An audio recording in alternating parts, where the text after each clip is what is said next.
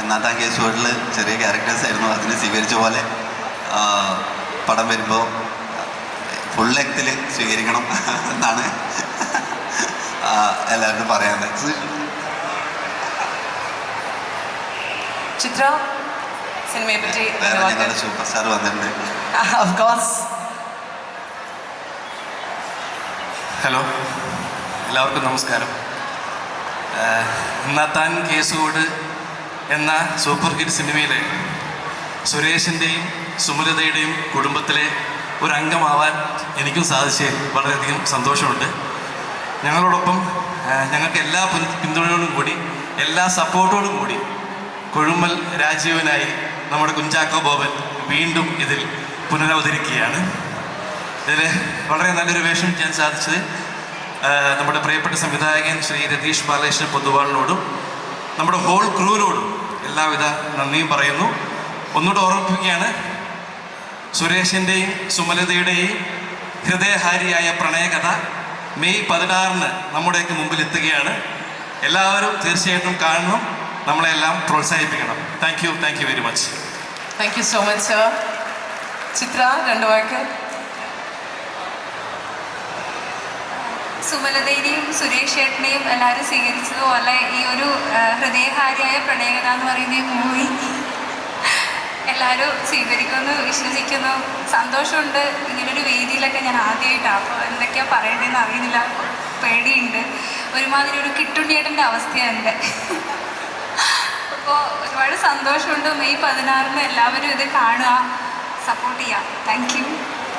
വൈറലായിട്ട് എല്ലാവരും അറിഞ്ഞൊരു സംഭവം ഉണ്ടായിരുന്നു. ഇവരൊരു save the date video release ചെയ്തതിന് ശേഷം എല്ലാവരും ഒരു കൺഫ്യൂഷൻ ഉണ്ടായിരുന്നു. എന്താ സംഭവിച്ചത്, ഇവർ കല്യാണം കഴിച്ചിട്ടില്ലേ? ഒരു വളരെ സ്മാർട്ടായിട്ടുള്ളൊരു പ്രോമോ തന്നെയാണ്. ആരാണ് ഇതിൻ്റെ ഒരു ബ്രെയിൻ ചൈൽഡ്, ഇങ്ങനെ ഒരു കാര്യം ചെയ്യാമെന്നുള്ളൊരു ഐഡിയ, അല്ലെങ്കിൽ എങ്ങനെയാണ്?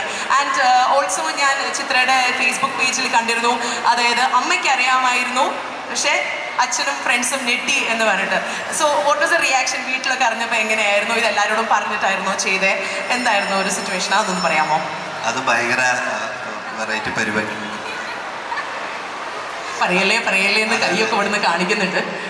പറയാൻ പറ്റുന്നത് നമ്മളോട് പറഞ്ഞാൽ മതി. ഭയങ്കര വെറൈറ്റി പരിപാടിയായിരുന്നു അത്.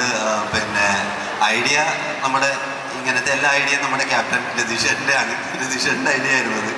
ആദ്യം കുറേ ഫ്രണ്ട്സൊക്കെ ഞെട്ടിപ്പോയി. നമ്മളാരും അങ്ങനെ പുറത്തൊന്നും പറഞ്ഞിട്ടുണ്ടായിരുന്നില്ല.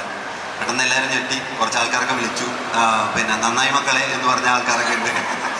പക്ഷെ അതിൻ്റെ എല്ലാ കാര്യങ്ങളും ഈ 16 തീരുന്നതാണ്. സസ്പെൻസ്. യെസ്, ചിത്രയ്ക്ക് എന്താണ് പറയാനുള്ളത്? എന്നോട് രാജേഷ് ചേട്ടൻ്റെ നമ്മളെ രണ്ടാളെയും കോമൺ ഫ്രണ്ട്സ് വിളിച്ചു പറഞ്ഞു, പറയട്ടെ, ആ കള്ളനെ ഞാൻ ഇന്നലെയും കൂടി കണ്ടത്, അതിന് എന്നോടൊന്നും പറഞ്ഞില്ല എന്ന് പറഞ്ഞു. അങ്ങനെ വഴക്കു പറഞ്ഞു കുറച്ച്. ശരണ്യ, എനിക്ക് ഇവർ പറഞ്ഞതിനപ്പുറം ഒന്നും എനിക്ക് പറയാനില്ല. അല്ല, സുരേഷിൻ്റെയും സുമലതയുടെയും കഥയുടെ ഒരു ഭാഗമാവാൻ സാധിച്ചതിൽ എനിക്ക് ഒത്തിരി സന്തോഷം. പിന്നെ 2 ദിവസം മുന്നേ ഇവിടെ വന്ന് അതെ ഞാനത് പറയുമായിരുന്നു. ശരണ്യ ഓൾറെഡി ഇവിടെ വന്ന് നമ്മുടെ റാംപ് ഓൺ ഫയർ ഓൾറെഡി 2 ദിവസം മുന്നേ. യെസ്, അപ്പം അതുകൊണ്ട് കൂടുതലൊന്നും പറയാനില്ല. ഒത്തിരി സന്തോഷം. Thank you. മൂവി ഒരു കോമഡി മൂവിയാണ്. നോർമലി കോമഡി മൂവി എടുക്കാനേ അറിയൂ, അതുകൊണ്ട് ഇതൊരു കോമഡി മൂവിയാണ്. സുരേഷിൻ്റെയും സുമലതയുടെയും ഹൃദയഹാരിയായ പ്രണയകഥ. നിങ്ങൾ സുരേഷിനെയും സുമലതയുടെയും അന്നത്തെ കേസ് സിനിമ കണ്ട് വളരെയധികം ഇഷ്ടപ്പെട്ടു എന്നറിഞ്ഞത് കൊണ്ടാണ് ഈ ഒരു റിസ്ക് എടുക്കാൻ നമ്മൾ തയ്യാറായത്. അപ്പോൾ നിങ്ങൾ ഇഷ്ടപ്പെട്ട സുരേഷിനെയും സുമലതയെ തന്നെ ഈ സിനിമയിലും കാണാൻ പറ്റുമെന്ന് നമ്മൾ എല്ലാവരും ഉറപ്പ് തരുന്നു. നിങ്ങൾക്ക് ഇഷ്ടപ്പെടുമെന്ന് കരുതുന്നു. പിന്നെ ചാക്കോച്ചനുണ്ട് ഇതിനകത്ത് ഇച്ചിരി നേരം. ഏകദേശം 1 വർഷം മുന്നെയാണ് നമ്മൾ ഹൃദയഹാരിയ പ്രണയകഥയുടെ ഷൂട്ട് തുടങ്ങിയത്. ഷൂട്ട് തുടങ്ങാൻ പ്രധാന കാരണക്കാരായ 2 പേർ, അജിത് തലപ്പള്ളി, ഇമ്മാനുവൽ ജോസഫ്, 2 പേരും മുകളിലോട്ട് കയറി വരികയാണ്. ഇവർ 2 പേരും ഇല്ലെങ്കിൽ ഈ സിനിമയില്ല. സുരേശൻ, സുമലത അല്ലെങ്കിൽ രാജേഷ് മാധവൻ, ചിത്ര നായർ, ഇവരെ വെച്ച് അതിൻ്റെ പൊട്ടൻഷ്യൽ മനസ്സിലാക്കി ഇത്രയും കോടി രൂപ മുടക്കിയ പ്രൊഡ്യൂസർമാർ, അവരുടെ ആത്മവിശ്വാസത്തിനും ധൈര്യവും ഞാൻ സമ്മതിക്കുന്നു. ഇതിനു മുന്നേ ഇത്ര ധൈര്യം ചാൾസ് ശോഭരാജിൽ മാത്രമേ ഉണ്ടായിട്ടുള്ളൂ. അടുത്ത ഇതിൻ്റെ കോ പ്രൊഡ്യൂസേഴ്സ് വിവേക് ഹർഷൻ, JK. വിവേക് ഹർഷൻ എന്ന് കേട്ടാൽ ചിലപ്പോൾ നിങ്ങൾക്ക് മനസ്സിലാവില്ല. കുട്ടേടൻ എന്ന് പറയണം. കുട്ടേടൻ എന്ന് പറഞ്ഞാൽ പല ആൾക്കാർക്കും മനസ്സിലാവും. കുട്ടേടനാണ് നമ്മുടെ co producer. Partner JK Isra എന്ന സിനിമയുടെ ഡയറക്ടറാണ്. ചാക്കോച്ചൻ്റെ ഇറങ്ങാനിരിക്കുന്ന ഗർ എന്ന സിനിമയുടെ സംവിധായകനാണ്. പടത്തിൻ്റെ കോ പ്രൊഡ്യൂസറാണ്. ഇനി ഇപ്പം കേട്ട പാട്ടിൻ്റെ മാസ്മരിക സംഗീതം ചെയ്യാൻ ഞാൻ പറഞ്ഞു കൊടുത്ത ഒരു മനുഷ്യനുണ്ട്, ഡോൺ വിൻസെൻ്റ്. എല്ലാ കാര്യങ്ങളും ഞാൻ പറഞ്ഞ പോലെ ചെയ്തിട്ടുണ്ട്.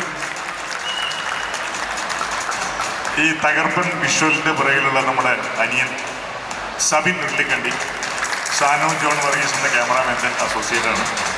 ഈ എളിമയുള്ള കുറിയ മനുഷ്യനാണ് ഇത്രയും നല്ല വിഷ്വലുകൾ ഉണ്ടാക്കിയിട്ടുള്ളത്. ഇനി ആരാണുള്ളത്? നമ്മുടെ ഈ സിനിമയുടെ എഡിറ്റർ. അത് വിളിക്കുന്നതിന് മുന്നേ എഴുന്നേറ്റ്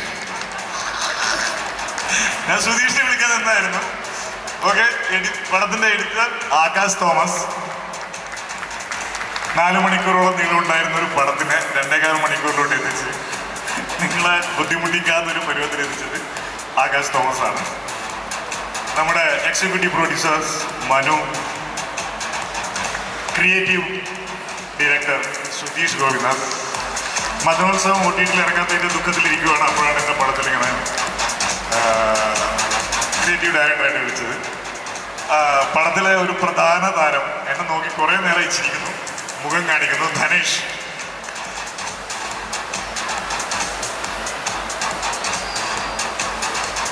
ഇപ്പം ഇവിടെ ഉള്ളത് നമ്മുടെ ഇത്രയും ആൾക്കാരാണ് സിനിമയുടെ മുന്നിലും പിന്നിലായി പ്രവർത്തിച്ചത്.